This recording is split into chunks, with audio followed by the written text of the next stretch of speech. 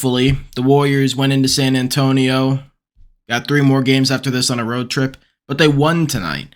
And it was a pretty big win, without Steph. Obviously, the offense takes a dive, but the last game was just frankly embarrassing. It was they were completely outplayed by a team missing Victor Wembanyama and Devin Vassell, who, even when they do play, only have like a handful of wins, and then both of them are missing. And I know they're playing great basketball. The Spurs have been playing very well, but that's a game that the Warriors at home, you can't lose that. You just can't lose that. But they didn't really look like they wanted to be there. Got completely outplayed. And heading into this game, man, it looked kind of familiar. First quarter, the Spurs once again looked like they were about to stomp the Warriors. This time, though, we got to see Wembanyama and Vassell. But first quarter, Warriors gave up nearly 40 points to the Spurs. 37 points. Every shot was falling. The Warriors were not helping on defense. The closeouts were weak and or non-existent. It was just everything that's gone wrong for the Warriors in the last few games has continued here. And it was just, it looked bad. And I was like, I don't even know. Do I even want to watch this game? That's what it felt like. But second quarter started and the Warriors looked like they had a bit more energy. They started playing a bit more aggressive and the closeouts were getting a bit stronger. They were getting on the glass a little bit more. The offense was starting to come along a little bit better. And things were turning out all right. Looks like they're trying tonight. It was nice. Andrew Wiggins had himself a pretty solid first half. Jonathan Kuminga was trying to get himself going. Obviously, I'm enjoying seeing Trayce play so much. I know Kevon Looney, his streak's over for consecutive games played after I think the last one. So sucks to see that end. But as I've said before, it's just not viable to have him on the floor when you can have Trayce. Trayce is vastly better than Kevon Looney at this stage in both of their careers. So Trayce had another great night. We'll get into him eventually. But yeah, second quarter started. The Warriors started bringing a little bit more intensity and pressure on both ends of the floor, specifically defensively, because in the second half, they went in down 2. And then the Spurs opened on a 10-0 run, I think. Or they got the lead up to 10. And it felt like, oh, here we go. Warriors just don't care again. But then something happened. I don't know what it was, but things snapped and the Warriors just shut the door. Completely shut the door for the rest of the game. Even though the Spurs brought the lead to 10, a little bit within 10, right around 10, for most of the final quarter and a half, the Warriors' defense was just incredible. Every closeout strong. Even if San Antonio was hitting shots, Wembanyama hit a couple big ones. Devin Vassell hit a couple crazy shots. Like, even if the shots were falling, they were great contests coming out to him. And you can only do so much contesting Wemby, right? But the defense was just really good. Third quarter held the Spurs to 18 points. Fourth quarter held them to 24. Again. The first quarter, 37 points given up to him. They didn't touch 30 again for the rest of the game in a quarter. So the defense completely picked itself up, outscored them on the points in the paint, which was nice to see. Fast break points had more. Biggest lead had more at 17. Little less bench points, but obviously having Keldon Johnson come off the bench is pretty huge in a game where, again, no Steph Curry, so everybody's roles getting bumped up a lot. So more scoring is going to come to the top. Also, Moses Moody didn't play very well, so you didn't really get much of an offensive punch from him. But yeah, and overall, the second half for the Warriors was just superb. For not having Steph, that's how the game should play. It shouldn't feel like, I mean, if you watched the last game and you were not an NBA fan and you were just like tuning in for the first time, just checking out a basketball game and you were watching that, you would have thought that the San Antonio Spurs were a dominant team. That's what you would have thought. You would have been like, damn, the team in black, they're really good. They're really good. The team in white sucks. The team in blue, not good. First quarter, team in black, man, they look pretty good. Team in blue, not so much. But things flipped and the Warriors started playing like themselves, got the energy back in the building for themselves. Obviously, they're on the road, but got the energy back, and I really liked what we saw. And, Draymond even got fouled out in the end, and for the Warriors to still maintain that lead and hold on and win in a game that, even with Steph, they've been known to blow, I don't know how many times this season, probably more than anyone else. So, big win nonetheless. Again, 3-game road trip continues after this one. So, gonna be a tight one. You just got to buy time until Steph can come back. So, effort is all I want to see. I don't expect them to win. I just expect them to play hard. And the game before was unacceptable. But it's one of those where it's like, it's not even worth talking about because we all already know it. It's just, that was a terrible loss. Just forget it and go win the next one and do not repeat the cycle. So, 3-game up ahead. Gotta keep getting back the positions that you've given up that you shouldn't have. You should have won that game against Chicago. You should have beat the Spurs, and you should have won this one, which thankfully they did. So, had a couple in a row that, now the Lakers are sitting in 9th, and the Warriors are back down in 10th, and it probably looks like the Warriors aren't going to finish the season on the note that we expected, because they were potentially like, okay, at the rate they're playing, they might even get past the play-in entirely, but now the Lakers look like they're surging. So I don't know. It's going to be interesting, man. It's going to be interesting. To get more into the game here, Trayce Jackson-Davis was absolutely spectacular. Once again, this dude should be playing every single game for at least 20 minutes. Tonight, he played 26 and a half minutes, finished the game with 13 points, 11 rebounds, 3 of which were offensive. Yes, a double-double for Trayce. Shocker. That seems like it's going to be pretty easy for him. And he had 5 assists, and even though it says he had no blocked shots, he altered at least like 7 or 8. Like, genuinely, if it wasn't a block, he was only a fingertip away from hitting that ball off the rim or off the backboard pretty easily. So, Trayce's defense tonight, incredible. 6 of 7 from the field. Also made his only free throw. And towards the end of the game, in crunch time, absolutely baptized Victor Wembanyama on an ISO. On an ISO possession where nothing was going, the ball went to Trayce. Victor Wembanyama came up on the perimeter. Trayce spun around, ran, one-hand grab like Scottie Pippen, flipped that shit over his head, and absolutely baptized Victor Wembanyama for an and one posterizer. That was one of the best dunks you're ever going to see. Just saying, not biased. In general, that was a poster. A lot of these, it's like, okay, guys falling off to the side, and it's not really a poster at that point. Kind of is, maybe really not. This one, straight up, hand in his face, 7'5" versus 6'9", one-hand scoop dunk. That shit was nasty. That was one of the greatest dunks I've ever seen. Trayce was incredible, though, overall. Again, plus 20, highest on the entire team, highest in the entire game. Dude was he just, I don't even know why he's not starting, Frankly, moved Ray back up to the 4, put Trayce at the 5. Honestly, even though Jonathan Kuminga's playing well, him or Andrew Wiggins should probably be on the one of the others should probably be on the bench, because Trayce has just been that impactful at the rim and in pick and roll. So it's just every lineup he's in, he makes so much better. But yeah, Trayce was incredible.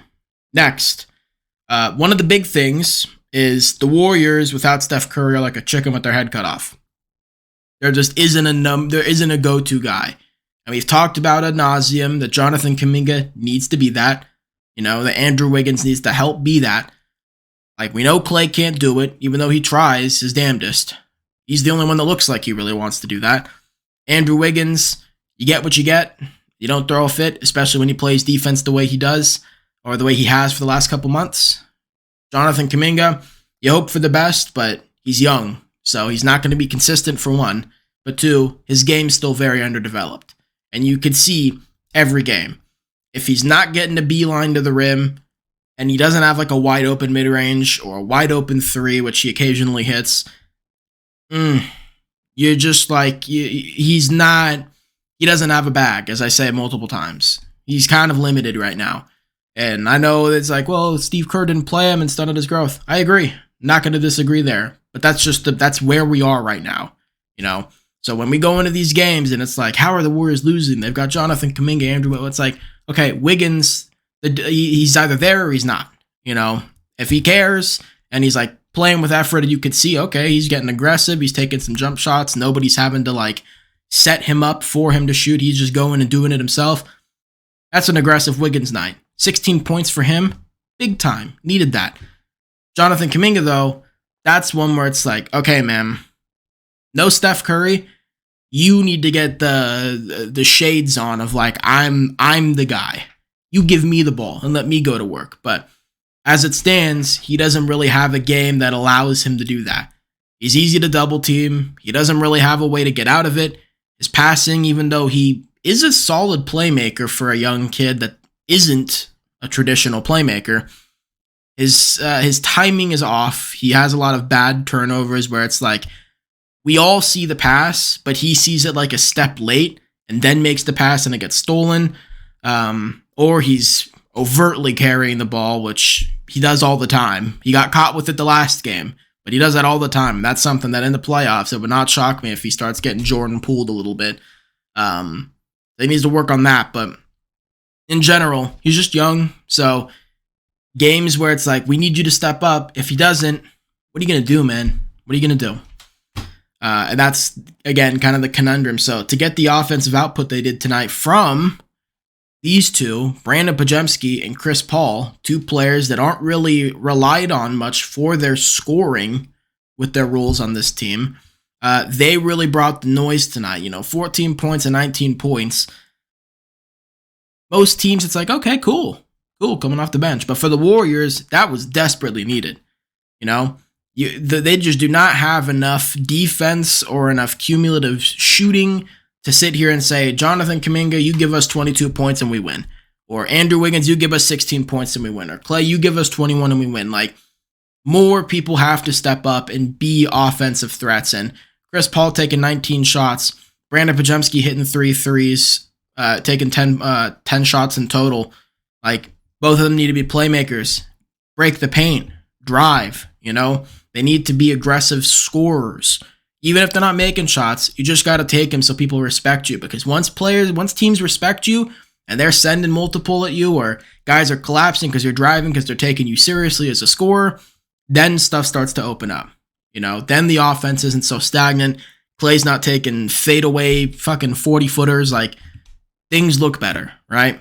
Better results tend to come. So I like the fact that Chris Paul and Brandon Podziemski stepped up tonight to give you 20, what is it? Can I math? 36 points. 33 points. Jesus Christ.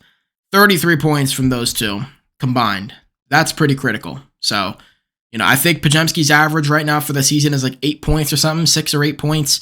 Chris Paul probably in the same boat, maybe 9. So well above both of their averages for the season. That was pretty big. Not to mention the both of them rebounded very well. Podziemski had 8. Chris Paul had 9 rebounds. They both also had a lot of assists. Brandon Podziemski had 4. Chris Paul had 8. Both getting on the steals and blocks margins. Chris Paul was playing great defense. Podziemski obviously taking charges, getting steals, making stuff happen. He also blocked a shot. Like, only 2 turnovers between the two of them. They were critical. They were absolutely critical. And you got 33 minutes out of CP3. At the age he's at, coming off of an injury, he's only played a couple games. To give you 33 minutes and, frankly, what was a must-win game, I think that's pretty big. Last but not least, and we talked about him a little bit here, Jonathan Kuminga. I thought Kuminga played well. I thought he played well. He gave you 22 points, 9 of 18 from the field, 2 of 3 from 3, got to the line a couple times, 5 boards and assists, a steal and a block. Kuminga played well, all things considered.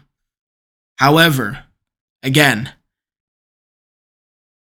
when Steph's not out there, man, this team, it's not like, well, let's buy some time. It's like, just try to survive, I'm going to bring it to football for a second. If any of you watched the Cleveland Browns, obviously no Deshaun Watson for most of the season. They had a friggin' spectacular defense. Their offense was not that good because they didn't have a quarterback they could go to. They had the rookie, I forget his name, Peoples-Jones. I forget the guy's name. They also had Brissett for some time. They had a few guys come in. Joe Flacco came in at the end. Multiple QBs, and they were trying their hardest to win games, but they did not have a go-to QB until at least Flacco came in. But let's be real. They didn't have a go-to QB, and there's only so much you could do, especially because also Kareem Hunt was out. So you have a great defense, but your offense, you just don't have a suitable QB that can really do much for you. And when that's the case, the offense is just not going to look that good. It just isn't. You know, guys are hurt. You don't have a run game. You don't have a guy that can consistently get your receivers the ball, get your tight ends the ball. So what did they do? They had to make things work the way they did, and the defense had to be spectacular.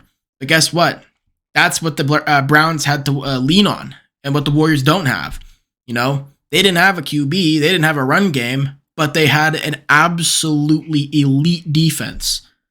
You know, the Warriors, without Steph, they have nothing to lean on. You can't look at Kuminga and be like, all right, we don't have Steph, but okay, we got Kuminga, we're good. Or, okay, Draymond's there, we're good. Or Clay's there, we're good. It doesn't matter. If Steph's not out there, that's 30 points off the board like that. And no one else can really make up for that because nobody's really capable of doing that on this roster. Capable.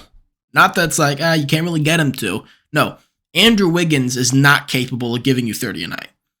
He does not have the willpower to do it. Jonathan Kuminga is not capable of that. He doesn't have the skill to do that yet. Draymond, that's not his role. Clay doesn't have the physicality and the body to do that anymore. Chris Paul isn't young enough to do that anymore. Podz doesn't have that skill set. Moses, nowhere near good enough to do that yet. Like, this roster does not have a guy here that can go get you 30 outside of number 30. So when he's out, the team just looks like a completely different team, a really bad one, without much of a legit guy to go to. And there's pluses and minuses to that of like, okay, well, the ball movement should be better because there really isn't a go-to. Nobody feels entirely comfortable just handing it off to one person, so everybody's swinging it around. But the other thing is, possession, not every possession is going to end up with, all right, hand it down to this guy on the block and let him work. A lot of the time it's going to be, there's 4 seconds on the clock. I've got the ball now. I have to put one up, And Podziemski was making it work a little bit tonight, doing that. Chris Paul was making it work. Kuminga was getting himself some looks when when he needed to. Wiggins was doing the same thing. Like, you gotta score when you can because you don't really know if the possession's gonna end up with a turnover or a guaranteed all right, he's got it, we're good. And again, it's kind of survival mode right now until Steph is back. So this is what each one's gonna feel like. They could barely win this one against the Spurs. Sure, Wemby and Vassell were back, and Wemby played fantastic, 27 points for him. But still, kind of an eerie feeling. So the road trip gonna need a lot of work there. But yeah, man, the Warriors win. What was the final score again? 112-102. Next game they play Wednesday in Dallas against the Mavericks, who are currently sitting at the 8th seed right now. So that's a tough matchup, but that's one that you're going to gain significant ground if you can pull away with it. But be warned that Luka guy is pretty good at basketball. So yeah, confidence level not too high. Hopefully Steph's back. The MRI, nothing serious, so just a minor sprained ankle. Could be back for that game. Maybe not. Maybe they just sent him out the entire road trip. I don't know. It's only 3 games, so there could be this precautionary thing of like, okay, the 10 seed's locked, but whatever happens with the rest happens with the rest. We're not going to push stuff though, so I don't know. If he does play, things look a lot different because everybody else is healthy. Without Steph though, I'm going to go out on a limb here and say the Warriors lose in Dallas. So, yeah. If you liked the video, leave a like, comment, and subscribe. Dominic and I will be recording on Wednesday. Wasn't feeling too hot today, so didn't record. We were going to record today originally, so pushed it back a little bit. But yeah, Wednesday, new stuff coming out for the podcast. So yeah, be prepared for that.